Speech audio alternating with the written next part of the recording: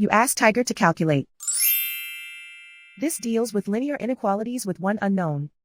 The final result is x equal or smaller than -36. Let's solve it step by step. Isolate the x. Multiply both sides by inverse fraction 3/2.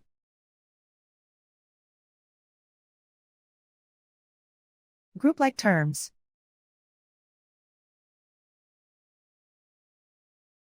Multiply the coefficients.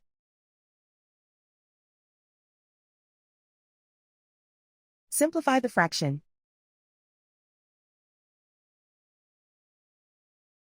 Multiply the fractions.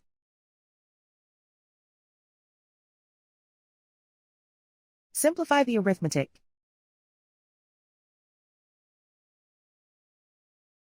Plot the solution on a coordinate grid.